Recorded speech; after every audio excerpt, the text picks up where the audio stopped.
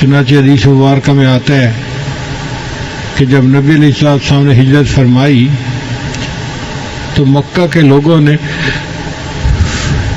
نبی علیہ السلام کو تلاش کیا، تو انہوں نے قدموں کے نشان جاننے والے ایک بندے کو بلایا، اور وہ بندہ ان کو مکہ مکرمہ سے نشانات دیکھ کر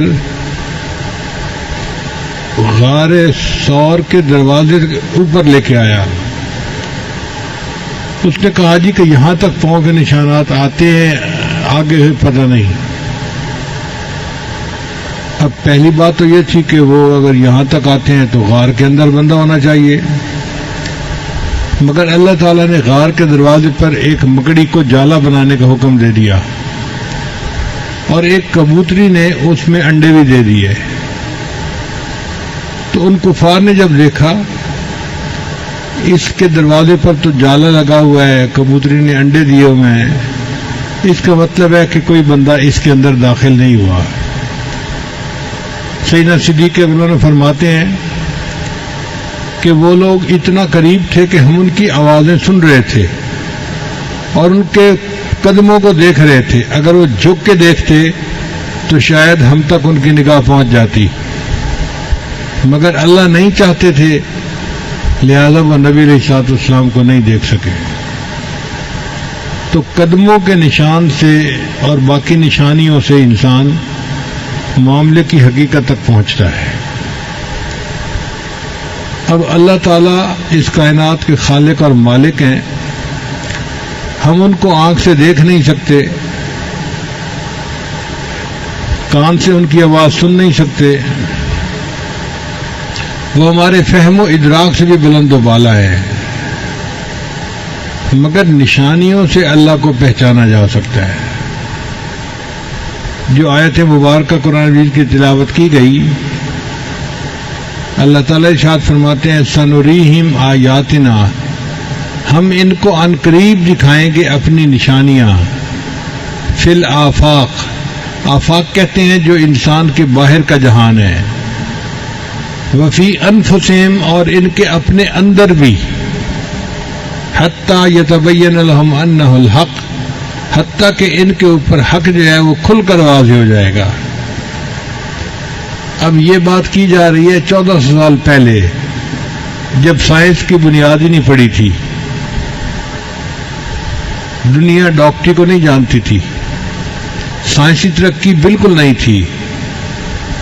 اس وقت قرآن مجید نے ایسی باتیں بتائیں جن کو آج کی سائنٹیفک دنیا تسلیم کرتی ہے، تو یہ اللہ تعالیٰ کی قدرت کی نشانیاں ہیں۔ قرآن مجید صداقتوں کا مجموعہ، سچائیوں سے بھری ہوئی جماعت، ultimate realities of the universe, اللہ نے کائنات کی صداقتوں کو قرآن میں اکٹھا کر دیا ہے۔ قرآن مجید میں اللہ تعالیٰ فرماتے ہیں کہ ہم نے زمین اور آسمان کو پیدا کیا، تم ذرا آنکھ اٹھا کر دیکھو، حل تری من فطور، تمہیں زمین و آسمان کی پیدائش میں کوئی کمی نظر آتی ہے، کوئی نقص نظر آتا ہے؟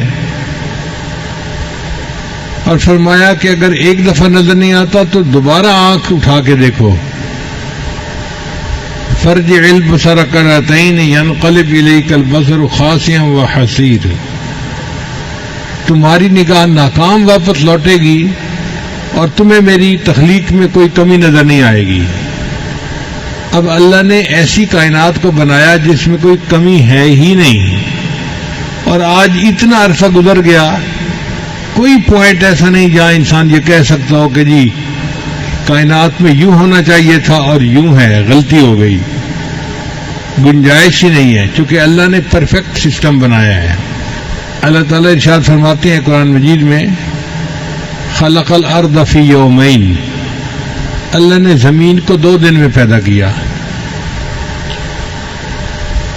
تو زمین کی پیدائش 2 دن میں ہوئی، پھر اللہ نے اس کے اندر برکت رکھی، فی 4 ایام، 4 دنوں کے اندر، یعنی کل زمین آسمان کی پیدائش میں 6 دن لگے، 2 دن زمین کو پیدا کرنے میں اور 4 دن اس کے اندر برکتیں رکھنے میں۔ زمین کے اندر کیمیکل کا تناسب متعین کرنا، اس میں سونے کی کانیں، کاپر کی کانیں، کوئلے کی کانیں، پتھر ہیں، پہاڑ ہیں، ہیرے جواہرات کے خزانے ہیں. اللہ نے اس میں 4 دن لگائے اس کو بنانے میں. اور کیسا اللہ نے بنایا یہ سسٹم کہ آج اربوں کھربوں سال گزر گئے ہیں زمین کو بنے ہوئے. سبزیاں اگتی ہیں، درخت اگتے ہیں، پھل اگتے ہیں. زمین کے نمکیات میں کوئی فرق نہیں آیا. ایسا کبھی نہیں ہوا کہ جی فلاں جگہ اب پوٹاشیم ختم ہو گیا ہے لہذا وہاں پر اب درخت نہیں اگ سکتے. کوئی سال 2 سال کی بات نہیں، اربوں کھربوں سال. سائنس کے حساب سے زمین 15 ارب سال پہلے بنی، تو 15 ارب سال سے اس کے اوپر درخت اگ رہے ہیں. مگر اللہ نے جو کیمیکل ہیں ان کا تناسب ایسے رکھا ہے کہ اس میں آج تک کوئی کمی نہیں. کوئی نہیں کہہ سکتا جی کہ نائٹروجن ختم ہو گئی لہذا اب پودے جو ہیں وہ اپنا پھل نہیں دے سکتے یا پودے اپنا پھول نہیں دے سکتے. ایسا ہرگز نہیں ہے. اللہ کتنا بڑا ہے جس نے زمین کے اندر تناسب کو اتنا اچھا بنایا کہ آج اربوں سالوں کے بعد بھی زمین کے اوپر پھل اگتے ہیں، سبزیاں اگتی ہیں اور زمین کاشت کے قابل ہے. پھر اللہ تعالیٰ نے بارش کا ایک نظام بنایا. سمندر کے اوپر سے پانی بخارات بن کے اڑتا ہے اور بادلوں میں جاتا ہے، اور بادل اس پانی کو لے کر پہاڑوں کے اوپر آتے ہیں، وہاں آ کر بارش برستی ہے. پھر وہ پانی پہاڑوں سے نیچے آتا ہے اور میدانی علاقوں میں دریاؤں کی شکل میں بہتا ہوا پھر واپس سمندر میں آ کے گرتا ہے. ایسا ایکو سسٹم اللہ نے بنایا ہے کہ جو پانی سمندر سے جاتا ہے لوٹ کے وہی پانی پھر سمندر میں واپس آ جاتا ہے. آپ غور کیجئے، اگر اللہ تعالیٰ بارش برساتے کھاری پانی کی اور دریاؤں کا پانی کھاری ہوتا تو فصل کہاں ہوتی، انسان کو کھانے کو کیا ملتا. اللہ نے سمندر جو اتنا نمکین ہے اس میں سے پانی اٹھایا جو نمکیات سے پاک تھا، اور پھر میٹھے پانی کی بارش برسائی، اور میٹھے پانی کے دریا اللہ نے پوری زمین سے گزارے اور ہمارے لیے کھانے کا بندوبست کر دیا. کسی عارف نے کہا کھیتیاں سرسبز ہیں تیری غذا کے واسطے، کھیتیاں سرسبز ہیں تیری غذا کے واسطے، چاند سورج اور ستارے ہیں ضیاء کے واسطے، بحر و بر شمس و قمر ماء و شما کے واسطے، یہ جہاں تیرے لیے ہے تو خدا کے واسطے. اللہ نے یہ جہان ہمارے لیے بنایا اور ہمیں اللہ نے اپنی عبادت کے لیے بنایا. تو دیکھیے اللہ تعالیٰ کی تخلیق میں کیا خوبی ہے، کیا حسن ہے کہ اللہ کے فضل سے آج بھی زمین کا پورا نظام اپنی خوبصورتی کے ساتھ. پھر قرآن مجید میں اللہ تعالیٰ فرماتے ہیں وَمِن كُلِّ شَيْءٍ خَلَقْنَا زَوْجَيْنِ، ہم نے ہر چیز کے اندر جوڑا جوڑا بنایا ہے. یہ چند الفاظ ہیں، اس کے اندر بہت بڑی حقیقت ہے. اللہ فرماتے ہیں ہم نے ہر چیز میں جوڑا جوڑا بنایا. زمین اور آسمان جوڑا، مرد اور عورت جوڑا، نر اور مادہ کا جوڑا، دن اور رات کا جوڑا. ہر چیز میں آپ دیکھیں گے جوڑا جوڑا نظر آئے گا. حتیٰ کہ دنیا اور آخرت جوڑا. اور سائنس نے یہ تسلیم کیا کہ اگر دنیا میں میٹر ہے تو اینٹی میٹر بھی ہے، تو میٹر اور اینٹی میٹر یہ بھی جوڑا بن گیا. آپ اس کے اوپر پی ایچ ڈی کر سکتے ہیں کہ پوری دنیا میں جو چیز آپ پائیں گے اس کا جوڑا ضرور موجود ہوگا. یہ 1400 سال پہلے قرآن مجید نے فرما دیا اور وہ بات آج بھی سچ ثابت ہو رہی ہے. اگر اور بڑھائیں تو دیکھیں پوری دنیا میں جتنے ریئیکشن ہو رہے ہیں کیمیکل کے وہ سب جوڑے جوڑے پر ہو رہے ہیں. ایک آئن پازیٹیو ہوتا ہے, ایک نیگیٹو ہوتا ہے, آپس میں ایک دوسرے کے ساتھ بانڈ بنا لیتے ہیں اور کیمیکل ریئیکشن ہو جاتا ہے. پھر اگر انڈسٹری کی طرف آئیں تو مشینوں کی ایک زبان ہوتی ہے جس کو مشین لینگویج کہتے ہیں. وہ مشین لینگویج بھی 0 اور 1 کے ڈیجٹ پہ چلتی ہے. تو 0 اور 1 جوڑا بنتا ہے. اس جوڑے کے ساتھ پوری دنیا کے اندر کمیونیکیشن ہو رہی ہے. حتیٰ کہ جو چاند پہ لوگ جا رہے ہیں وہ زمین والوں کے ساتھ جب رابطہ کرتے ہیں تو اسی مشین لینگویج پر ایک دوسرے سے گفتگو ہو رہی ہوتی ہے. اس میں بھی دیکھو جوڑا جوڑا. پھر اللہ تعالیٰ قرآن مجید میں فرماتے ہیں وَجَعَلْنَا مِنَ الْمَاءِ كُلَّ شَيْءٍ حَيٍّ, ہم نے پانی سے ہر چیز کو زندگی بخشی. یعنی جو چیز بھی دنیا میں زندہ ہے وہ پانی کی وجہ سے ہے. اور اب تو سائنس بھی تسلیم کرتی ہے کہ پانی سے زندگی کا آغاز ہوا اور پھر یہ سلسلہ آگے چلتا رہا. پچھلے دنوں ایک مشن مریخ کے اوپر بھیجا گیا تو دنیا کے مختلف ملک کے سائنسدان اکٹھے ہوئے کہ ہمیں کیسے پتہ چلے کہ مریخ کے اوپر زندگی ہے یا نہیں ہے. تو انہوں نے کہا اس کے لیے کوئی ہمارے پاس کرائیٹیریا ہونا چاہیے. کیا کرائیٹیریا ہونا چاہیے؟ انہوں نے مل کے متفق کا فیصلہ کیا اگر مریخ کے اوپر پانی موجود ہے تو زندگی یقیناً ہوگی, اگر پانی موجود نہیں تو زندگی نہیں ہو سکتی. جو بات 1400 سال پہلے بتائی گئی آج کی سائنس کی دنیا بھی تسلیم کر رہی ہے. قرآن مجید نے کہہ دیا وَجَعَلْنَا مِنَ الْمَاءِ كُلَّ شَيْءٍ حَيٍّ, ہم نے ہر چیز کو پانی سے زندگی عطا فرمائی ہے. قرآن مجید میں ایک جگہ پر اللہ تعالیٰ کافروں کے دل کی ظلمت کا بیان کرتے ہیں کہ کافروں کے دل میں اس طرح اندھیرا ہے جیسے سمندر میں اندھیرا ہوتا ہے. جب سمندر میں ہائی ٹائیڈ ہو, مد و جزر بہت زیادہ ہو اور اوپر بادل ہو تو سمندر کے اندر اس وقت ویزیبلٹی 0 ہوتی ہے. اتنا گھپ اندھیرا کبھی نہیں دیکھا گیا. عام حالات میں کوئی بندہ سمندر میں ڈائیو کرے تو اس کو 2-4 میٹر نیچے جا کے روشنی محسوس ہوگی, لیکن جب مد و جزر ہو اور اس کے اوپر بادل آئے ہوئے ہوں تو پھر روشنی پینیٹریٹ نہیں کر سکتی اور بالکل گھپ اندھیرا ہوتا ہے. ایک عرب ملاح تھا جہاز کا, اس کا ایک دوست بن گیا, فرانس کا آدمی تھا. جہازوں کا سفر کرنے کے وجہ سے ان کی آپس میں دوستی ہو گئی. اس عرب نے اس اپنے فرانسیسی دوست کو قرآن مجید کا انگلش ترجمہ دیا کہ آپ اس کو پڑھیں. اب وہ فرانسیسی دوست چونکہ پوری زندگی کوئی 35-40 سال سمندر میں گزار چکا تھا, اس کو سمندر کے بارے میں ایک ایک چیز کا پتہ تھا. وہ قرآن مجید کو پڑھتا گیا حتیٰ کہ ایک جگہ پر اس نے پڑھا کہ کافروں کے دل میں اس طرح اندھیرا ہوتا ہے فی بحر لجی یغشا موج من فوقہ موج من فوقہ سحاب.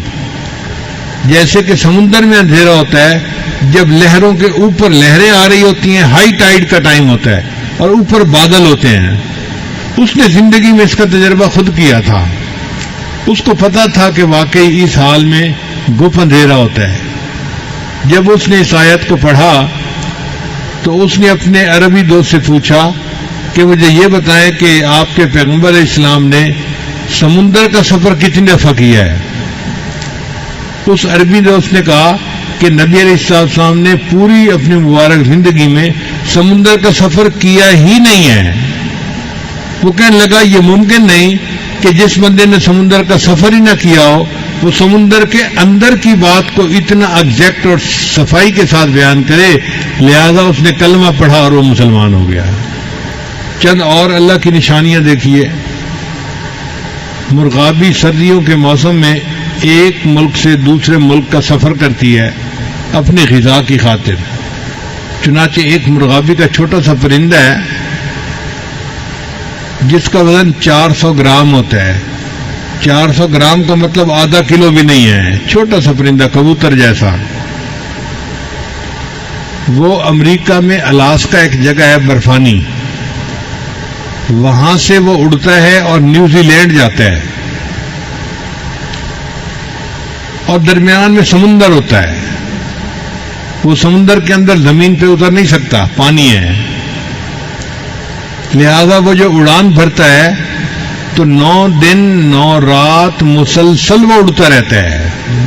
اب آپ غور کیجئے کہ چھوٹا سا پرندہ ہے، 9 دن 9 رات اڑتا ہے، نہ کھاتا ہے نہ پیتا ہے، نہ آرام کرتا ہے نہ نیند کرتا ہے، اور بغیر کسی آرام نیند کے کھائے پیے کے وہ 9 دن 9 رات میں 12,000 کلومیٹر کا سفر کر کے اپنی منزل پہ پہنچتا ہے۔ اس پرندے کو کس نے اتنا سفر طے کرنے کی قوت عطا فرمائی؟ اللہ نے عطا فرمائی۔ چنانچہ گدھ ایک پرندہ ہے، تو افریقہ میں ایک گدھ پائی جاتی ہے، اس کا نام ہے رفیل گریفن۔ یہ گدھ اڑتی ہے اور 37,000 فٹ کی بلندی پہ جاتی ہے، 37,000 فٹ کی بلندی پہ چلی جاتی ہے۔ وہاں پہ سرد ہوا کی لہریں ہوتی ہیں، یہ ان لہروں کے درمیان اپنا سفر کرتی ہے اور اپنی منزل پہ پہنچ جاتی ہے۔ وہاں پہ ٹیمپریچر -50 ڈگری سینٹی گریڈ ہوتا ہے، 0 پہ تو برف جمتی ہے، تو -50 ڈگری سینٹی گریڈ پہ تو پتہ نہیں کیا کچھ جم جائے۔ یہ اس ٹیمپریچر پہ جا کے پھر اپنے سفر کرتی ہے، اور اتنی بلندی پہ آکسیجن 10% رہ جاتی ہے۔ جو لوگ پہاڑوں پہ چڑھتے ہیں وہ 15-20 ہزار فٹ کی بلندی پہ جاتے ہیں تو آکسیجن وہاں پہ 10% رہ جاتی ہے، 100 میں سے 10%، تو ان کو سلنڈر اپنے ساتھ لے کے جانے پڑتے ہیں۔ وہ اوپر جا کے سانس سلنڈر سے لیتے ہیں، اگر سلنڈر سے سانس نہ لیں تو دم گھٹ کے مر جائیں وہ۔ آپ بتائیے اگر 15-20 ہزار کی بلندی پہ ان کو آکسیجن کی ضرورت پڑتی ہے تو اس گدھ پرندے کو 37,000 فٹ کی بلندی پہ کون آکسیجن پہنچا رہا ہے؟ اور اس تھوڑے آکسیجن کے ساتھ یہ کمفرٹیبلی اڑتا ہے اور ہزاروں میل کا سفر کر کے اپنی منزل پہ پہنچتا ہے۔ جاپان کے قریب ایک کھائی ہے، یعنی سمندر عام طور پہ تو چند کلومیٹر گہرا ہوتا ہے، لیکن وہ کھائی زیادہ کھڈا جیسے ہوتا ہے نا، گڑھا بن جاتا ہے، ایسے گڑھا بن گیا ہوا ہے، اس کا نام ہے ماریانا کھائی۔ وہ ماریانا کھائی اتنی بڑی ہے کہ اگر ماؤنٹ ایوریسٹ پر جو پہاڑ ہے دنیا کا سب سے اونچا، اس کو اس کھائی کے اندر ڈالا جائے نا تو وہ ڈوب جائے، اور اس کی چوٹی کے اوپر 2 کلومیٹر پھر پانی باقی رہے۔ اتنی گہری کھائی کہ ماؤنٹ ایوریسٹ پہاڑ پورا کا پورا اس کھائی کے اندر ڈوب جائے گا، اور اس کی چوٹی کے اوپر بھی 2 کلومیٹر پانی رہے گا۔ یہ کس نے بنائی؟ اللہ نے بنائی، جو قدرت والا ہے، جو جانتا ہے کہ اس کائنات کو چلانا کیسے ہے۔ جب اللہ تعالیٰ نے فرعون کو پانی میں ڈبویا تھا تو ڈوبتے ڈوبتے فرعون نے دعا مانگی تھی کہ اے اللہ میں موسیٰ اور ہارون کے رب پہ ایمان لایا، تو اللہ نے فرمایا کہ نہیں، آن اب دیر ہو گئی، اب تیرا ایمان قبول نہیں۔ پھر اللہ نے فرمایا کہ آج تیرے جسم کو ہم نجات دے دیں گے، الیوم ننجیک ببدنک لمن خلفک آیا، تاکہ بعد میں آنے والوں کے لیے تیرا جسم جو ہے وہ عبرت کی نشانی بنے۔ لشکر بھی ڈوب گیا، فرعون بھی ڈوب گیا، اور یہ سب پانی کے اندر رہے۔ اور پانی کے اندر کتنا عرصہ رہے؟ 3000 سال پانی میں پڑے رہے. اس کو کہتے ہیں بحیرہ احمر. 3000 سال فرعون کی لاش پانی میں رہی. پھر جب دریافت کیا گیا تو فرعون کی لاش کو سائنسدانوں نے نکالا اور انہوں نے دیکھا کہ اس کی لاش بالکل ٹھیک ہے. کوئی اس کو کیمیکل نہیں لگا ہوا، کوئی اس کو محفوظ کرنے کے لیے چیز نہیں لگی ہوئی. پانی میں 3000 سال تک ایک لاش کیسے ٹھیک رہ سکتی ہے؟ یہ میرے اللہ کا حکم تھا. چونکہ اللہ نے فرما دیا تھا ہم تیرے بدن کو نجات دیں گے اور تو بعد میں آنے والوں کے لیے عبرت کا نشان بنے گا. چنانچہ آج بھی فرعون کی لاش مصر کے عجائب گھر میں پڑی ہے اور دیکھنے والے کے لیے عبرت کا نشان ہے کہ اللہ نے اپنی بات کو کیسے پورا کر دکھایا. یہ تو تھیں خارجی نشانیاں جو ہم اپنے باہر دیکھتے ہیں. کچھ ہوتی ہیں داخلی نشانیاں، بندے کے اندر بھی داخلی نشانیاں ہیں. ان میں سے ایک نشانی یہ ہے کہ اللہ نے انسان کو دماغ عطا فرمایا. دماغ جو ہے یہ 73% پانی ہے اور 16% یہ چربی ہے. 1 کھرب نیورون کے ساتھ 10 کھرب گیل خلیے ہوتے ہیں. یہ جو نیورون ہیں یہ انفارمیشن پاس آن کرتے ہیں اور جو دوسرے خلیے ہیں وہ انفارمیشن کو پروسیس کرتے ہیں. کتنا انفارمیشن کو پروسیس کرتے ہیں؟ 1 سیکنڈ میں انسان کا دماغ جس بات کام کو کر لیتا ہے اس کو کرنے کے لیے جو اس وقت دنیا میں سب سے فاسٹ کمپیوٹر ہے اس کو سپر کمپیوٹر کہتے ہیں. تو 40,000 کمپیوٹر مل کر کام کریں تو 40 منٹ میں جا کے وہ اس بات کو پروسیس کر سکیں گے جس کو دماغ 1 سیکنڈ میں پروسیس کر لیتا ہے. نہیں سوری میں نے غلط کہا، 80,000 سپر کمپیوٹر مل کر پروسیس کریں تو 40 منٹ میں اس کو پروسیس کر سکیں گے. اب بتائیے دماغ کی کتنی قوت ہے؟ 1 سیکنڈ میں وہ اتنی انفارمیشن پروسیس کر لیتا ہے کہ جس کو پروسیس کرنے کے لیے 80,000 سپر کمپیوٹر چاہیے اور ان کو بھی 40 منٹ لگیں گے اس کو پروسیس کرنے میں. انسان کا دماغ 10 واٹ کی بجلی سے چلتا ہے اور دماغ کی جو میموری ہے وہ 25 لاکھ جی بی ہے. آج کل تو 5-10 جی بی پہ ہی لوگ خوش پھرتے ہیں کہ جی بڑی میموری مل گئی، 10 جی بی مل گیا، 15 جی بی مل گیا. دماغ کی میموری 25 لاکھ جی بی ہے جو اللہ نے بنایا ہے. تو یہ دماغ اللہ کی نشانیوں میں سے ایک نشانی ہے.